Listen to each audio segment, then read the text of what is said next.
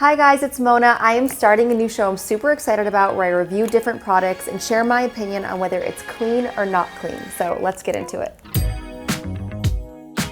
Hey guys, I'm trying something new with a new fun series called Clean or Not Clean, where I basically just review products that are really popular or common or some that you guys have asked me about. I'd love to take requests too, and just give my personal opinion on the ingredients. Now, the world of clean and not clean is still very gray, and there's really no like black or white, this is 100% okay, this isn't. Some ingredients there are, but not everything. So for some of this, it's gonna be my opinion and just how I feel and things that I personally use. So should we get into the first one? Tide to Go pens. I don't know if this is gonna be all Tide products because, obviously they will use different ingredients, whether it's like a detergent or a pen to go, but these are obviously super convenient. I used to always throw these in my bag and now I'm not really going anywhere too much, so I don't put anything in my bag, but let's see the ingredients. Right on the front of it, it says caution eye irritant, which obviously you're not gonna put a Tide pen into your eyeball, but the fact that they say it on there makes me wonder, and there's one specific ingredient in here. I'm gonna put it up right here because I don't know exactly what it is, but it's a known skin irritant, eye irritant, can cause allergic reaction. So that's one thing to look out for. And then the big thing that I really try to stay away from is fragrance, because the world of fragrance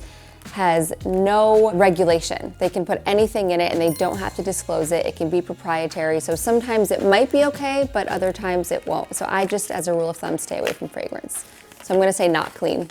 Sorry, Tide. Product number 2 is Halo Top ice cream. The first thing I don't like is erythritol. It can cause a lot of gastrointestinal upset, bloating, distension, gas. So if you have like GI issues, I would definitely avoid this ingredient. If you have like a perfect gut health system, then you might be okay. Soybean oil. I'm not even gonna go any further because we're just gonna stop here. Anytime you see soybean oil or any kind of vegetable oil, you really want to avoid this because soybeans are heavily sprayed with pesticides, because soybeans are oftentimes GMO and there's really not a lot of regulation. If you see soybean oil, I would avoid that product. So I'm sorry, Halo Top, but it's gonna be a not clean.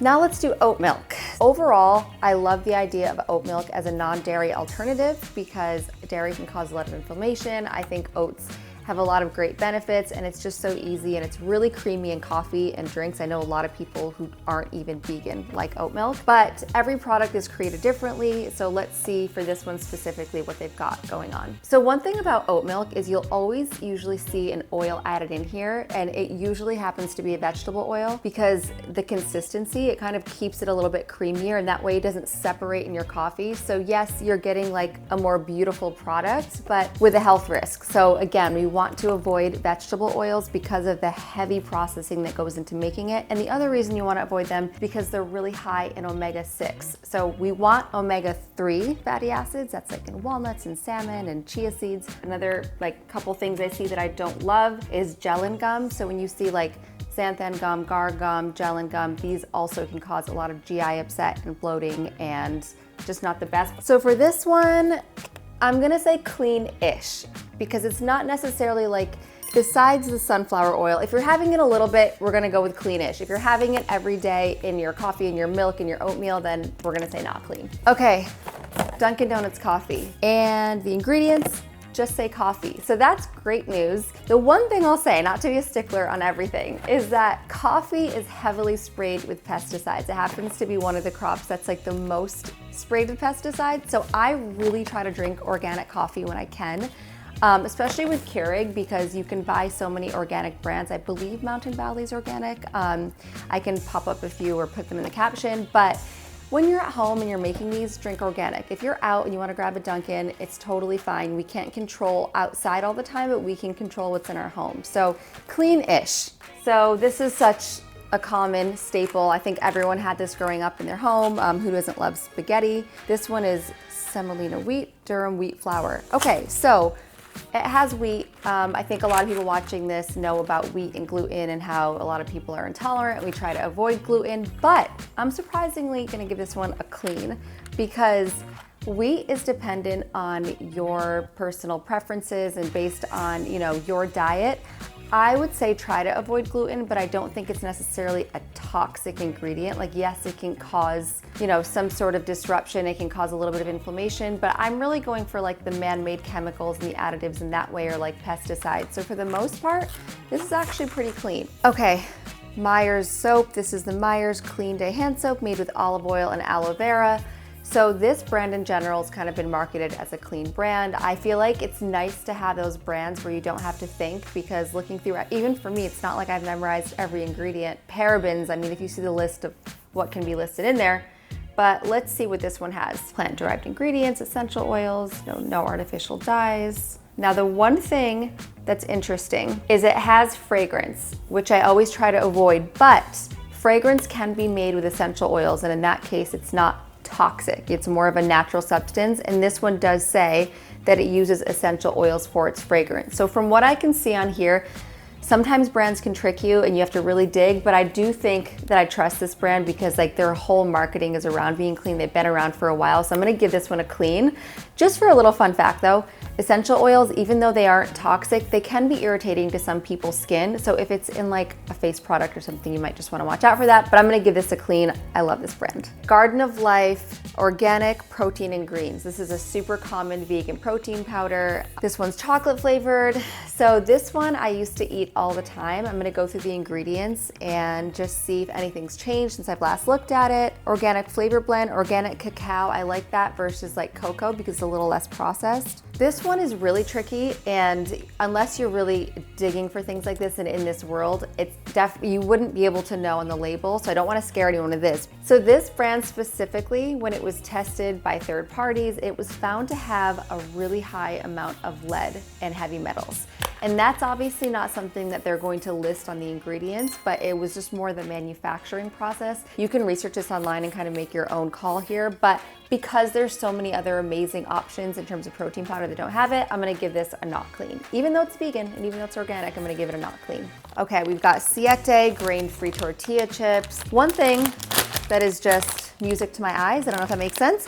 I love that the ingredients are so short. This is my favorite thing when I see on any kind of packaged food where they're like 5 or 6 ingredients: cassava flour, avocado oil, coconut flour, chia seed, and sea salt. So I'm gonna give this a super clean. I love this brand. And by the way, my favorite flavor is the Fuego. It's spicy and amazing. All right, Xevia. So this is the ginger ale. I'm gonna check out what it has. Carbonated water, citric acid, stevia leaf, natural flavors, ginger extract. So the one thing about Xevia is that they all have natural flavors, which I wish they didn't. I actually reached out to the brand a couple years ago and asked where their natural flavors come from. They told me they weren't able to tell me, but that they were vegan sources. So, okay, we know it's not coming from the anal glands of a beaver, which is super common in other natural flavors, but we don't really know where it's coming from. So it's like an iffy there. You know, it's okay. Sometimes it can also cause GI upset, but it's not a terrible one. So I'm gonna give it a clean-ish. I mean, almost leaning towards clean, because if you're gonna have this instead of soda, you are definitely in much better shape.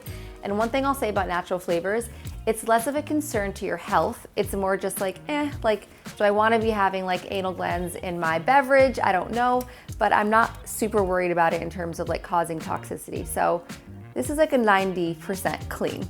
Lenny and Larry's The Complete Cookie. This is a vegan protein cookie. So a few things that stand out on here is the sunflower lecithin, the natural flavor, the xanthan gum, and the gar gum. So the xanthan gum and gar gum I mentioned earlier in this video, these can be a little bit sticky in your gut. They can cause a lot of GI upset and distress. I have a sensitive stomach to things like that, so I really avoid them. The natural flavor I'm not a huge fan of, which is funny because earlier I just said that I like they use vanilla extract, but then they also add natural flavor. One thing I just want to add about natural flavor that's also a little bit tricky is a lot of times it's so proprietary to a brand that it tricks you into becoming addicted to the product. Like, you know how you just love something specific about this cookie? So that can be something to watch out for if you struggle with like food addictions. Like I used to be addicted to protein bars where I had to have them every day, and of course it's like a candy bar. So overall, on top of the really high sugar content in this, because the serving size of one cookie is 25 grams, I'm gonna give this a not clean, even though it's vegan. All right, St. Ives Fresh Skin Apricot Scrub. So we all use this in high school. Anyone who's in my age group, this was like one of 3 options we had at CVS to use as a face wash. My first thing I wanna say is that with physical exfoliants like this, you wanna make sure the texture isn't too rough, because I used to think in high school, like the harder I scrubbed, the better. And if my face was red, that meant it was working. And that's not true, because you can actually get little micro tears in your skin. Sometimes you can damage little tiny blood vessels, and you could even notice like permanent redness if you're really aggressive. So this one already with the texture I know is a little bit aggressive, but let's go through the ingredients. Okay, this one specific ingredient, coca midapropyl betaine. This is embarrassing because I was in pharmacy school and I used to study names like this, but we're gonna pop it up right here. This one has an EWG rating, I wanna say a 5. I'll pop it up if I'm wrong, but it can cause immunotoxicity and irritation. So I feel like when you see immunotoxicity moderate, like you're like, maybe if you don't know what it is, you're not concerned about it, but your immune system regulates everything in your body. And that could, if it's damaged, it can really impact your whole body. So if you're having these chemicals, remember, anything that touches your skin is getting absorbed. And if it's an everyday thing that you're using, I would steer clear of that. Oh, and the exfoliation factor is deep. So this one might be even like extra beaded. So this is definitely gonna be a not clean. There's just too many other alternatives. Simple as that. All right, guys, if you want to see my review of Cliff Bars and a few other ones, make sure to watch my next episode. One more thing, guys, I just want you to know that this video is not about weight loss. This is really just about the health of our bodies and making sure we're not overexposing ourselves to toxic chemicals. These are my personal opinions, so you can of course make your own judgment. I'm just here to help guide you. I hope you guys enjoyed this show and got some value out of it. Please comment below and let me know any product you want me to review so I can do it on my next episode.